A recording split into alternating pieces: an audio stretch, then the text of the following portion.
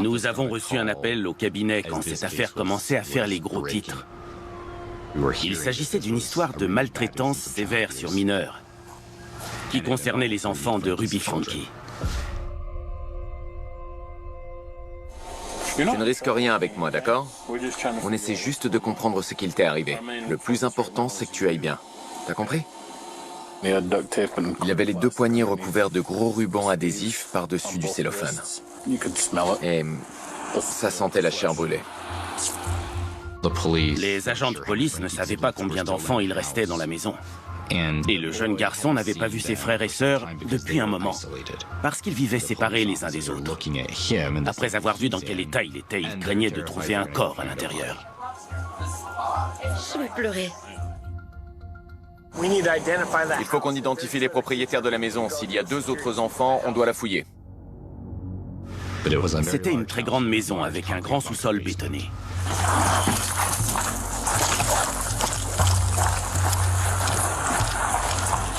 Jody? Veuillez sortir. J'ai mon avocat au téléphone. Super, sortez de la maison. Non, je vais pas sortir. Si, sortez. Venez, madame. Ils sont en train d'entrer chez moi. C'est la police. Ils ont donc fouillé la maison à la recherche des enfants, avec leurs armes sorties. Attendez pour l'hélico, on est en train de fouiller la maison.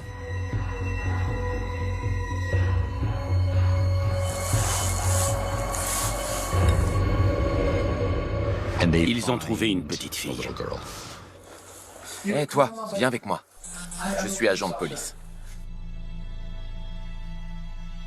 Elle était assise dans un placard. Elle a dû avoir la peur de sa vie en les voyant. Tu vas bien? Elle avait tellement peur qu'elle n'osait pas sortir du placard. Est-ce que tu as peur? Je suis un peu nerveuse. Elle voulait d'abord être sûre d'avoir la permission de Jody pour sortir du placard. Les agents et les ambulanciers sont restés plusieurs heures avec elle pour essayer de la mettre à l'aise. Elle était affamée. Elle a mangé une pizza entière. Elle avait 9 ans à l'époque. Une fois rassasiée, elle a accepté de se lever et de sortir du placard. Les ambulanciers l'ont emmenée à l'hôpital pour qu'elle soit examinée. Je n'ai pas les mots pour décrire. Je n'arrive pas à comprendre comment quelqu'un peut infliger ça à un enfant.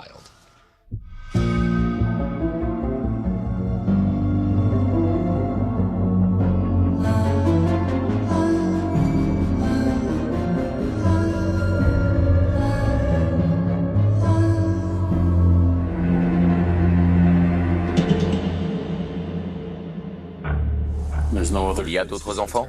Non. Pendant ce temps, la police a fait une demande de mandat de perquisition. Et ils ont arrêté Ruby et Jody. Les mains dans le dos, s'il vous plaît. Ensuite, ils ont fouillé attentivement l'intégralité de la résidence et ont cherché des signes d'abus ou de maltraitance. Ils ont trouvé une poubelle de salle de bain remplie de cellophane, ainsi qu'un contenant avec un mélange de miel et de piment de Cayenne. Le garçon avait des blessures aux poignets à cause des menottes, et ses poignets étaient emballés dans du cellophane et du gros ruban adhésif. Au lieu d'utiliser du désinfectant ou de l'antiseptique, elle badigeonnait les blessures ouvertes de miel et de piment de Cayenne. Ensuite, les agents ont découvert une sorte de coffre-fort sur mesure, qui s'est avéré être une chambre forte. Et à l'intérieur, ils ont trouvé les menottes et les cordes que le petit garçon avait laissées dans une chambre le matin même, quand il avait réussi à s'échapper. Ce qui veut dire qu'après son évasion, Jody avait essayé de cacher ses preuves de maltraitance dans la pièce blindée.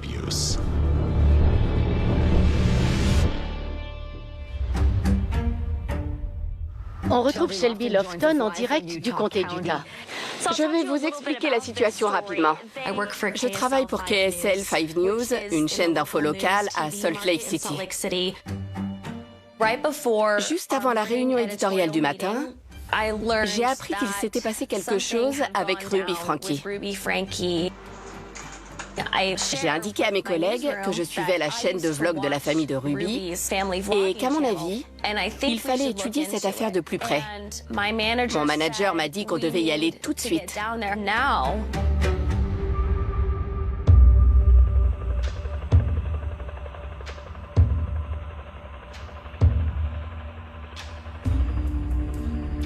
On a pris l'hélico 5 et on a traversé tout l'Utah pour rejoindre Ivins.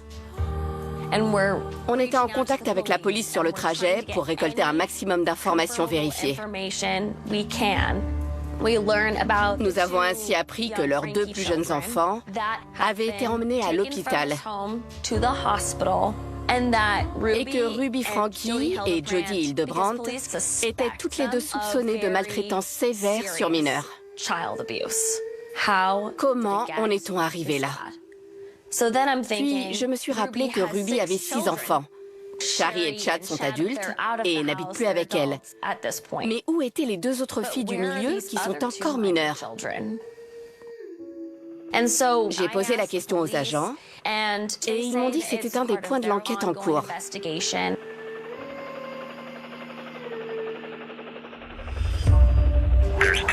Nous cherchons encore 2 autres enfants et nous pensons qu'ils sont en danger. Allez, on y va. Passe devant. Compris.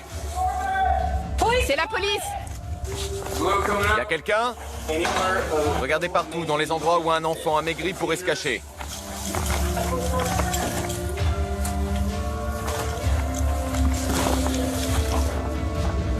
Y a rien dans cette pièce.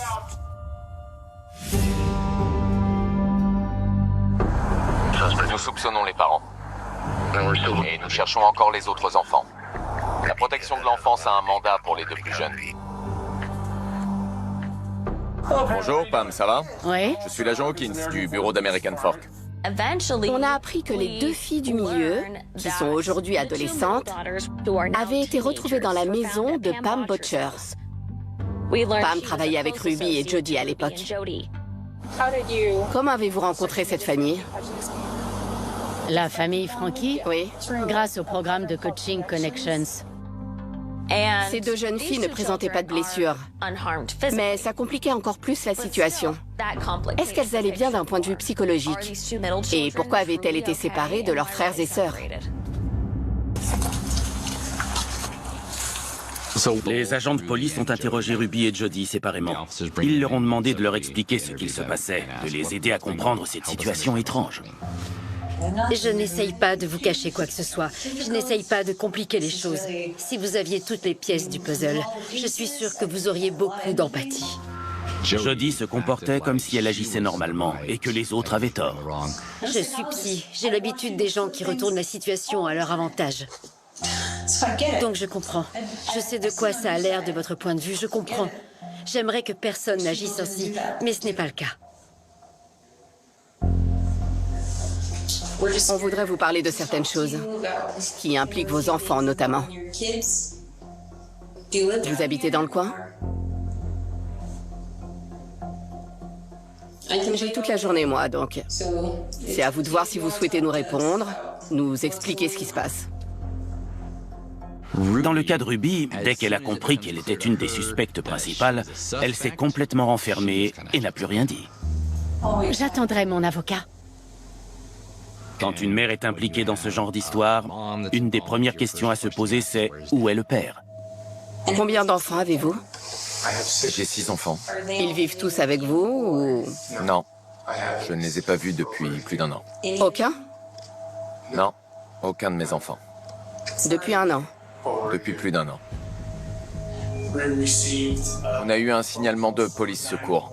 Un garçon de 12 ou 13 ans est allé frapper aux portes des voisins dans son quartier pour leur demander à manger et à boire.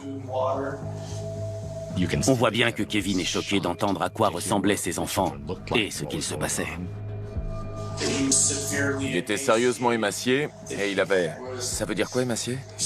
Très maigre. La peau sur les os. Il souffrait de malnutrition. Il ne mangeait pas assez et ne buvait pas assez pour être en bonne santé. Il avait... attendez, quoi? On n'avait aucune preuve contre lui. Et ça semblait évident qu'il n'était pas au courant de ses abus, de cette maltraitance, ou qu'il y participait. De notre côté, ça nous suffisait. On n'est pas allé plus loin. Installez-vous. Vous êtes en état d'arrestation. Nous allons vous attribuer 2 chefs d'accusation. Maltraitance volontaire et négligence sur mineur.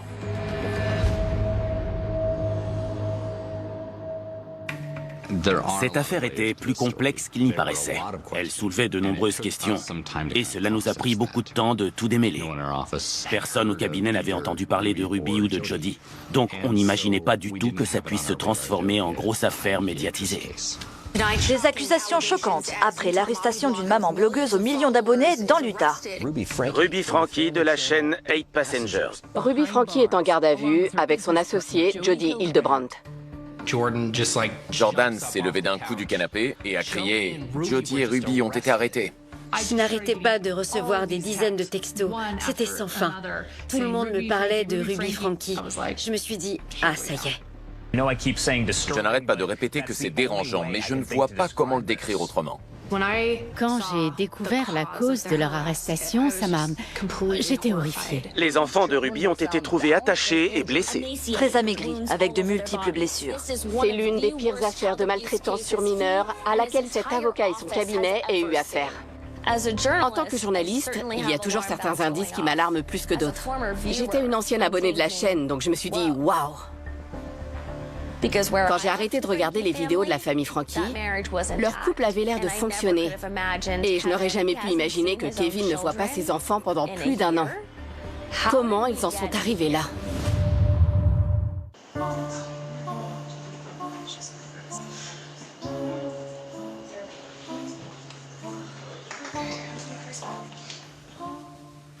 Clap.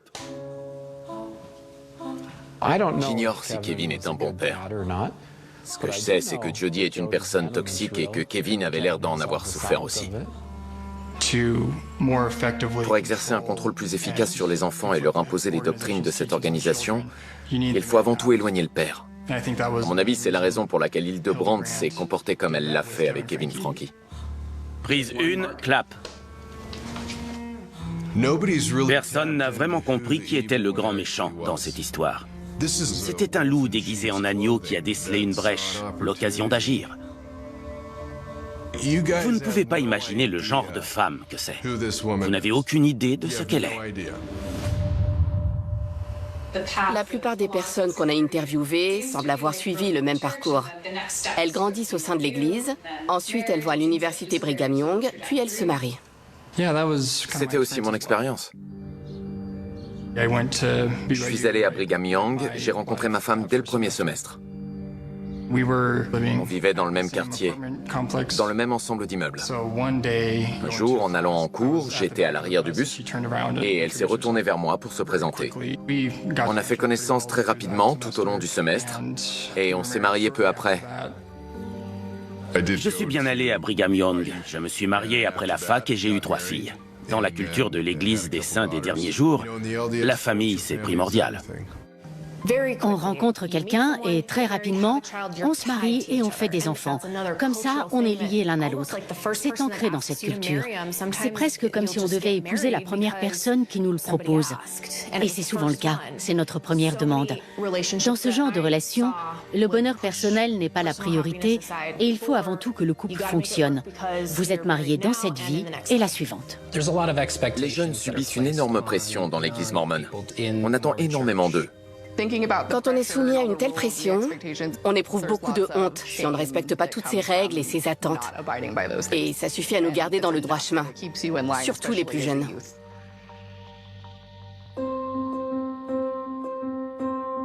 Mes premiers souvenirs d'enfance sont déjà en lien avec l'Église.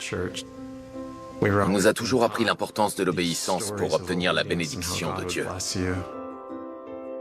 C'était très important pour moi d'obéir. Je croyais en tout ce qu'on m'enseignait là-bas. Pendant mes études à Brigham Young, j'ai rencontré la fille d'une prestigieuse famille mormone. On a passé toutes nos journées ensemble pendant 3 semaines. Puis elle m'a dit qu'elle avait eu une réponse de Dieu et que j'étais censé devenir son mari. Je me suis montré honnête envers elle. Je lui ai raconté toute ma vie, mes insécurités, mes traumatismes.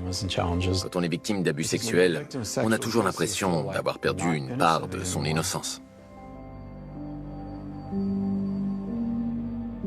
C'est arrivé quand j'étais chez les Scouts d'Amérique. Il avait 25 ans et j'en avais 14 à l'époque. Je n'arrivais pas à assimiler ce qui était en train de m'arriver. J'ai fini par craquer et j'ai raconté ce qu'il s'était passé aux représentants de l'église. Le chef de l'église m'a bien fait comprendre au téléphone qu'il était important que ça ne se sache pas. Si vous apprenez l'existence d'une affaire d'abus sexuel sur mineurs, vous aurez peut-être besoin d'aide pour déterminer s'il s'agit d'une information qui doit rester confidentielle ou si la loi vous oblige à le rapporter aux autorités. Il m'a même fait promettre au téléphone que je ne le dirais pas à mes parents. Je lui ai dit non, je ne suis pas d'accord.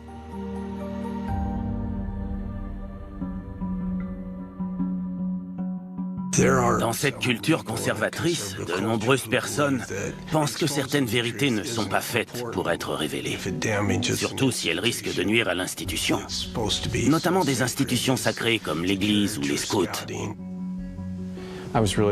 J'ai beaucoup de chance. Mes parents n'ont pas hésité à consacrer énormément de temps pour essayer de réparer les dégâts occasionnés par tous ces gens.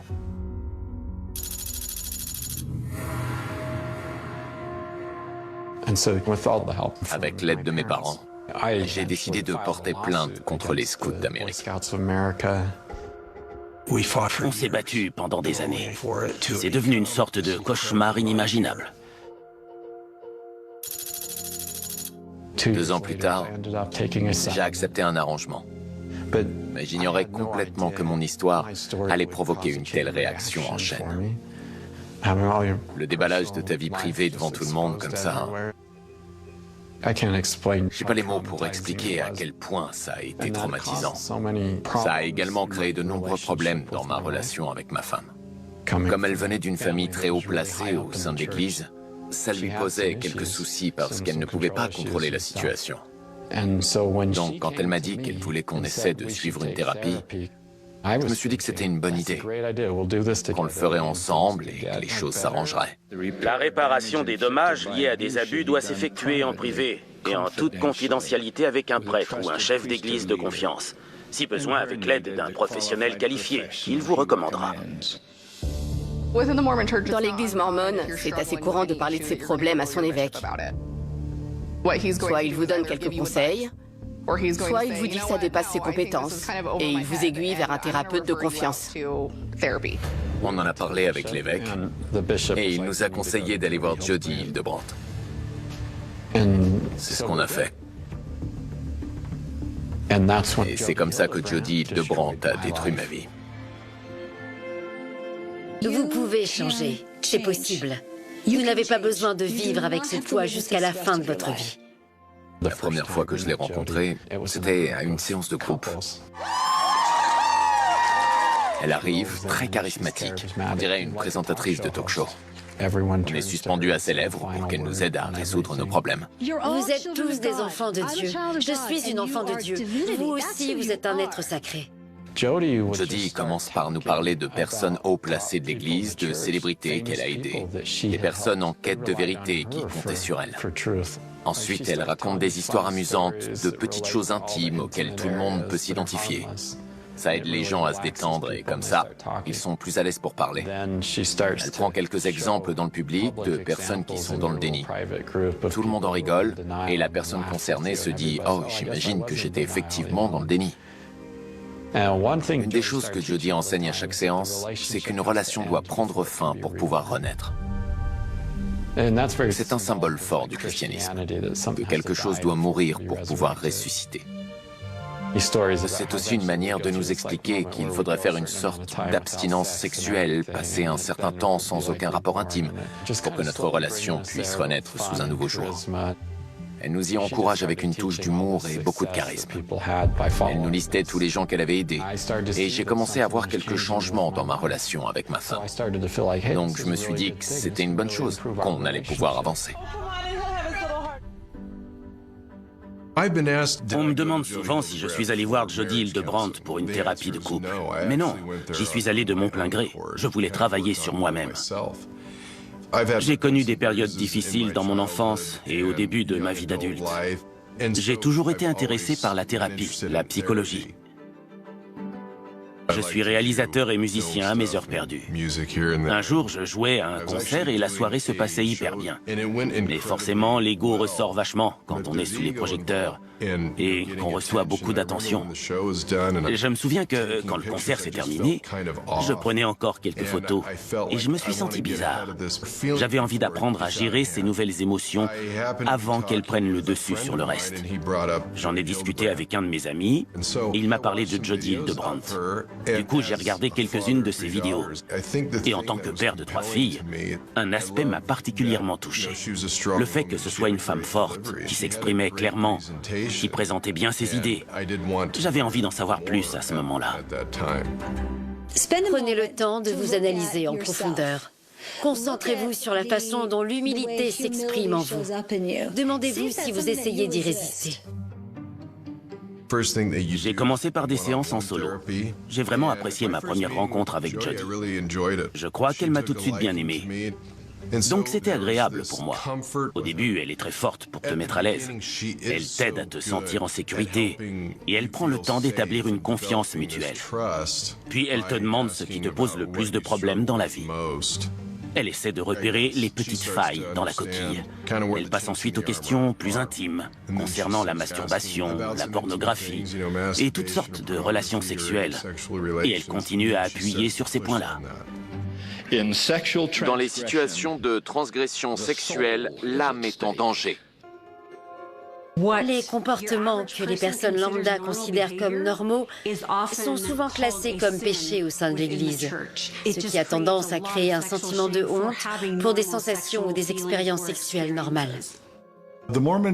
Pendant des dizaines d'années, l'Église mormone a enseigné à ses disciples que la masturbation était aussi grave que le meurtre.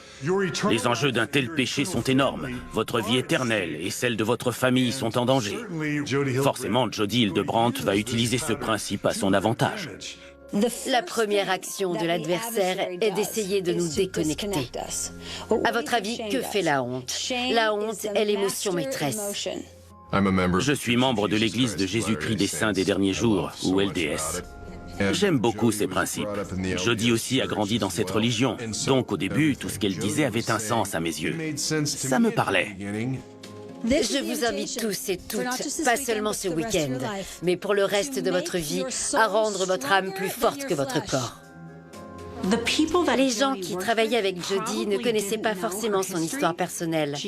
Elle a vécu un divorce compliqué, elle n'a plus de contact avec ses enfants et elle a du mal à conserver des relations basiques avec son entourage. Et malgré tout, elle se retrouve à prodiguer des conseils sur ces sujets-là. J'ai connu beaucoup de difficultés dans ma vie. Je n'aurais pas appris tout ça si je n'avais pas touché le fond à plusieurs reprises. Donc je vous comprends et je vous invite à ne pas qualifier ces expériences de mauvaises. 3 mois après notre première séance, j'ai commencé à constater des changements subtils. Jodi avait conseillé à ma femme de poser des limites à notre communication dans le couple. Les dommages et la déconnexion provoqués par le désir influent directement sur votre système émotionnel et spirituel. Je connaissais les enseignements de Jodi Hildebrandt avant qu'elle ne fasse la une des journaux. De nombreux anciens clients à elle sont arrivés dans mon cabinet pour essayer de réparer les dégâts qu'elle leur avait infligés avec ses méthodes de traitement. Au bout d'un moment, Adam nous appelait de plus en plus souvent. Et il nous disait que cette thérapie était quand même étrange. Il ne savait pas du tout dans quoi il s'était engagé.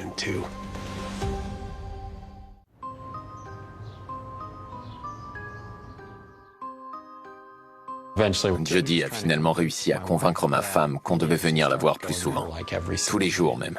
On avait récupéré beaucoup d'argent avec l'arrangement à l'amiable et on donnait régulièrement des milliers et des milliers de dollars à Jodi.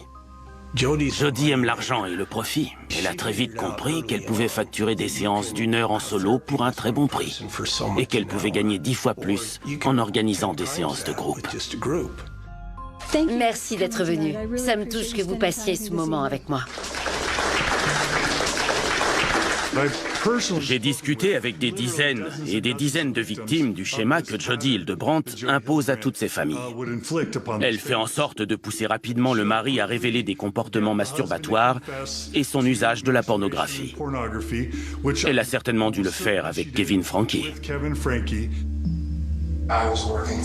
Je travaillais sur moi-même et j'avais besoin d'aide pour mon usage de la pornographie. J'ai fait de gros progrès. Vous êtes arrivé vous-même à la conclusion que vous aviez besoin d'aide? Ou c'est quelque chose que Jody vous a aidé à admettre? Jody a vu que j'avais besoin de me faire aider. Jody Hildebrandt était une des spécialistes de l'église mormone pour tout ce qui touchait aux addictions à la pornographie et à la masturbation. On ne peut pas comprendre son enseignement et son emprise sur les Frankies et bien d'autres familles sans prendre en compte l'approche de l'église mormone concernant les transgressions sexuelles, telles que la pornographie et la masturbation. La sexualité a toujours été présente dans nos sociétés humaines. On la retrouve dans la poésie, dans la musique, dans nos légendes, dans toutes nos histoires. Dès qu'on a eu la capacité de montrer du sexe en format vidéo, ça a créé une véritable panique du porno, notamment dans les communautés religieuses. Elles considèrent cela comme la fin des temps. Les Mormons ont commencé à s'inquiéter de l'essor de la pornographie et de la masturbation dans les années 90. Puis c'est devenu un véritable problème de société dans les années 2000 et 2010. L'Église a commencé à prononcer des discours anti-porno lors des messes et conférences. La pornographie va tout détruire. Elle mettra fin à votre mariage. Ça a motivé des tas de gens à aller discuter avec leur évêque de ce péché secret. L'Église mormone n'accepte aucun exutoire sexuel si vous n'êtes pas marié. Pendant la messe, on t'explique que la pornographie, c'est tout ce qui peut te mettre dans un état d'excitation. Quand il n'y a aucun exutoire, la moindre chose peut t'exciter. J'ai avoué que je regardais le catalogue des maillots de bain de Sports Illustrated. C'était une confession. Tout le monde pensait avoir besoin d'un thérapeute. C'est grâce à Dieu que vous trouverez la force de vous extraire de cette addiction. Il peut vous aider à changer. Il existe un dilemme étrange au sein de l'Église mormone. Ils ne veulent pas qu'on parle de sexualité. Ils n'informent pas vraiment les jeunes, à part pour dire que le sexe, c'est quelque chose de sacré, qui doit avoir lieu au bon moment, au bon endroit et avec la bonne personne. Mais d'un autre côté, ils parlent tout le temps de sexe, notamment avec les hommes mormons. Je vous assure que vos dirigeants connaissent pertinemment les défis que les jeunes hommes d'aujourd'hui doivent affronter dans la société actuelle. Vivez pour la bénédiction éternelle promise à ceux dont l'âme reste pure. C'est beaucoup demandé à un gamin de 12 ans de penser aux prochains échelons de la hiérarchie. On doit prouver dans des entretiens avec notre évêque qu'on mérite de se voir attribuer le prochain office au sein de la prêtrise. J'étais en phase d'exploration. Et comme tous les enfants, j'ai découvert la masturbation. Je me souviens m'être dit, « Oh la vache, ça fait du bien. Je vais en parler à tous mes copains. Je suis tellement content de l'avoir dit à personne finalement.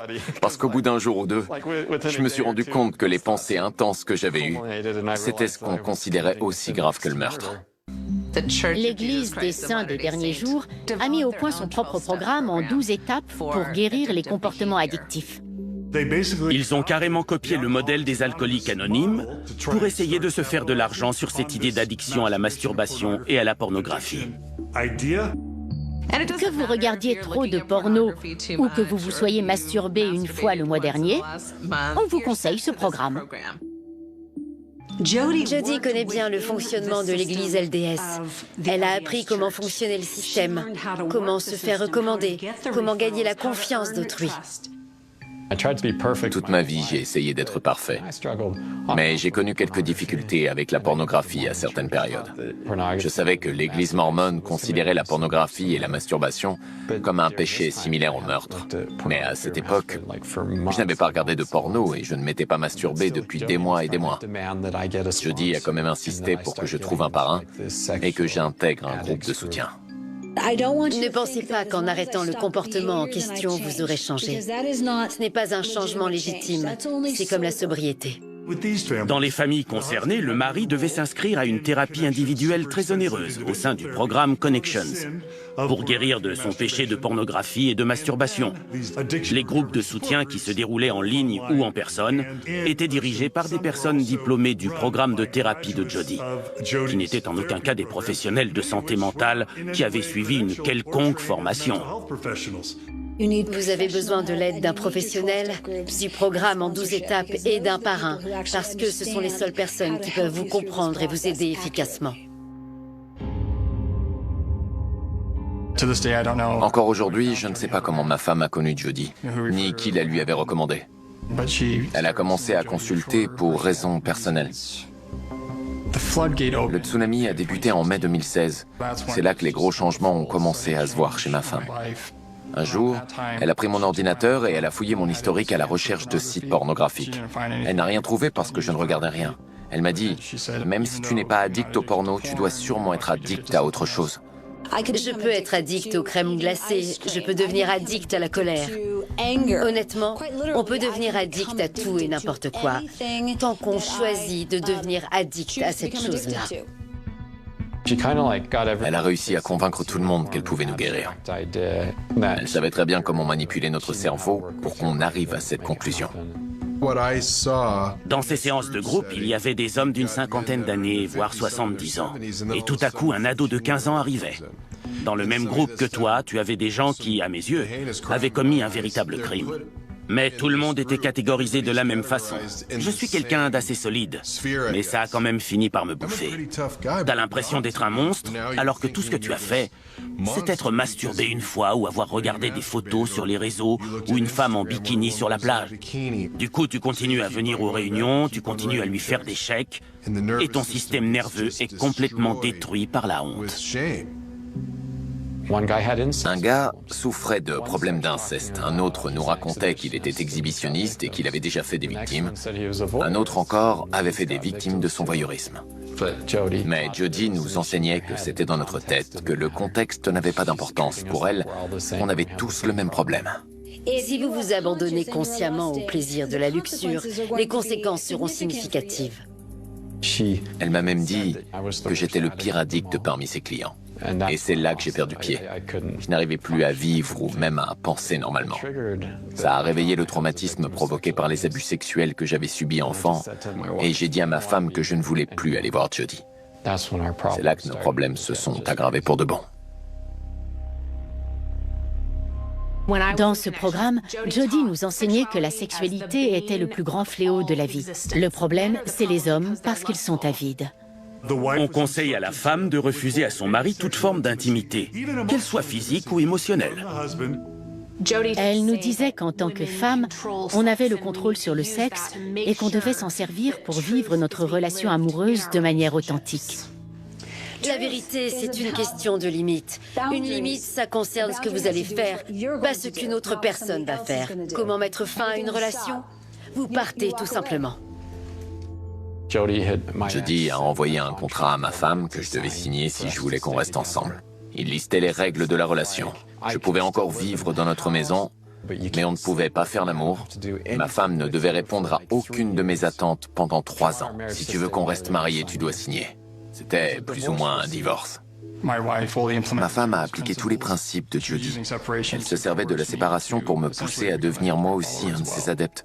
Elle m'envoyait une liste de demandes auxquelles je devais adhérer pour éviter une séparation permanente et éviter le divorce. Je devais également participer à une séance de groupe.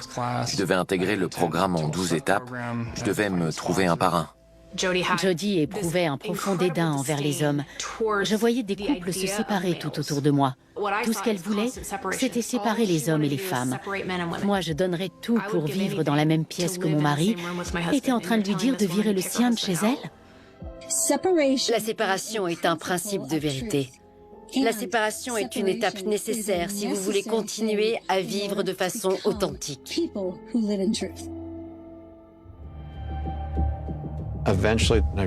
J'ai fini par refuser d'aller voir Jody, mais ma femme a continué à y retourner. Ma femme m'a dit que si je n'acceptais pas ses enseignements, elle trouverait un nouveau père pour notre fille. Tu es facilement remplaçable, tu sais. J'ai juste besoin d'un autre disciple de Jody. Quand on vit de façon authentique, le reste est clair. Vous acceptez la douleur et vous passez à autre chose. C'est très intelligent de la part de Jody de pousser à la séparation et à l'isolement. C'est comme ça que les gens deviennent fous et perdent pied. On ne savait jamais sur quelle Jody on allait tomber. Parfois, elle pouvait être une personne très chaleureuse. Et à d'autres moments, on sentait toute la noirceur enfouie en elle. Que ce soit clair, chérie, je m'engage auprès de toi. Mais si autre chose de plus important pour moi se présente, alors je saisirai l'occasion. Je ne peux pas vous promettre un long mariage, mais c'est ce que vous devez lui dire.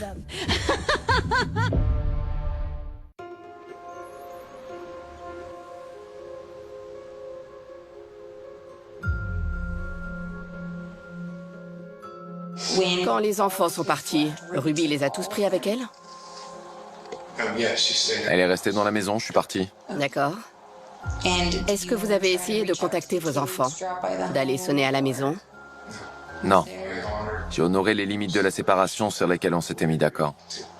Et sous quelle forme se présentait... Pardon, il n'y a eu aucun contact. Il y a eu une ordonnance de protection? Non, ça a été décidé entre ma femme et moi. Elle vous a demandé de ne plus contacter les enfants. Ruby m'a invité à quitter la maison familiale.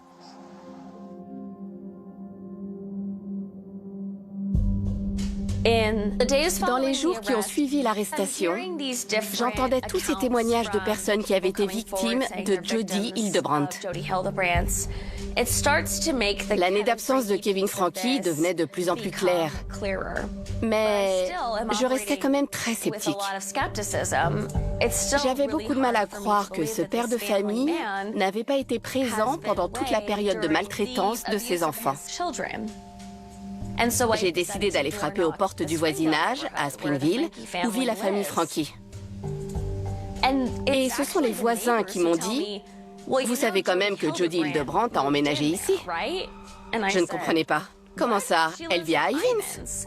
Mais ils m'ont expliqué qu'elle avait bien emménagé ici il y a plusieurs mois. Ça faisait peut-être même 1 an. Ils ne savaient pas trop me dire précisément. Oui, elle a emménagé ici. Elle vit avec eux dans leur maison de Springville. Elle est ici avec Ruby et Kevin est parti. Il ne vient jamais, il ne vérifie pas comment vont les enfants. Personne ne sait où il est.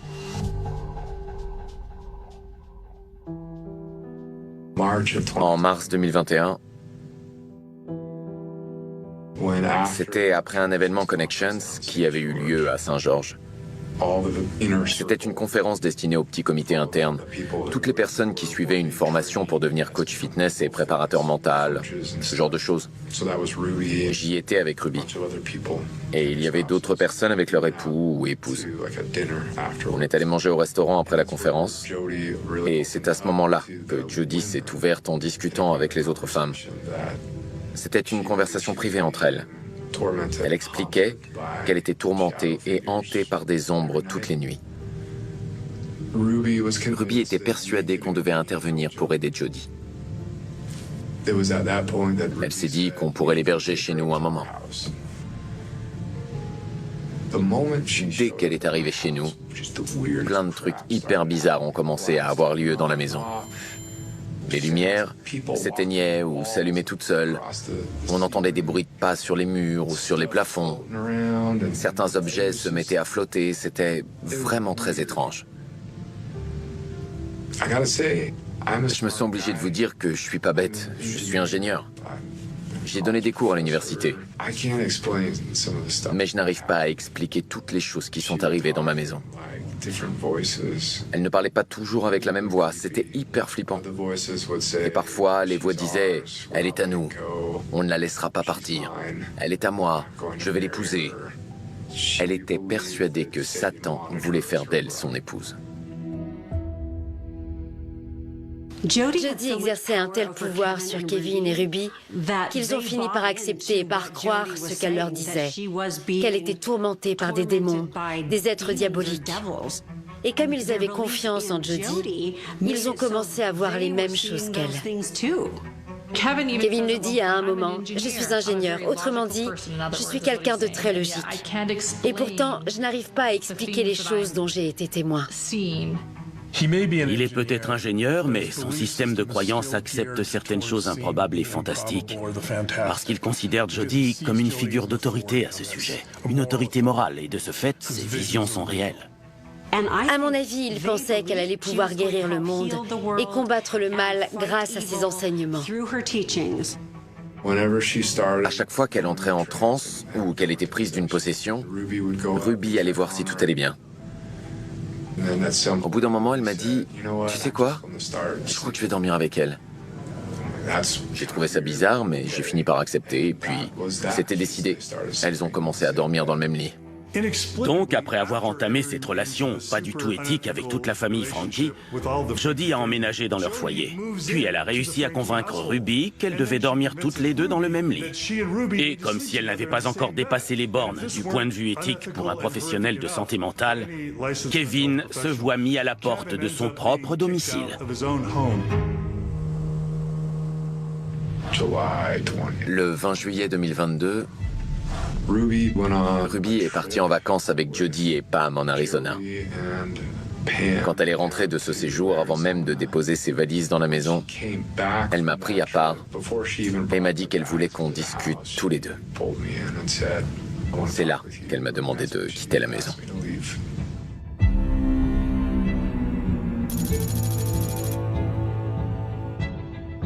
Les voisins m'ont également dit qu'ils avaient remarqué que Ruby s'absentait pendant plusieurs jours et qu'à ces moments-là, ils voyaient quand même les visages des enfants derrière les fenêtres. C'est comme ça qu'ils ont compris qu'elle laissait les enfants seuls. Ils s'inquiétaient sincèrement pour eux. Nous avons ensuite appris que Shari Frankie, la fille aînée de Ruby, avait appelé la protection de l'enfance et leur avait demandé d'aller jeter un œil à ses frères et sœurs pour vérifier que tout allait bien. Bonjour, je m'appelle Shari Frankie. Mes 4 frères et sœurs vivent à Springville. Et mes voisins viennent de me dire qu'ils ont été laissés seuls à la maison pendant 4 ou 5 jours. J'enregistrais tous ces détails. L'avocat de Kevin nous avait bien dit qu'il avait son propre appartement et que Jody lui avait demandé de s'isoler pour réfléchir à son comportement, pour travailler sur lui-même. Apparemment, c'était à Ruby de décider quand il pourrait revenir à la maison. J'arrêtais pas de me poser des questions. Comment un homme peut-il accepter ça? Comment un père peut s'en aller sur simple demande? Pourquoi n'essaye-t-il pas de se battre pour sa famille?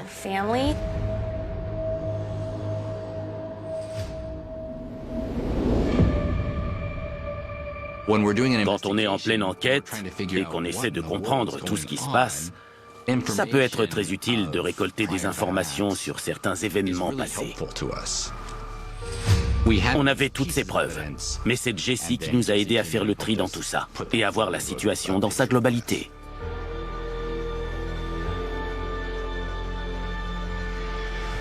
Clap.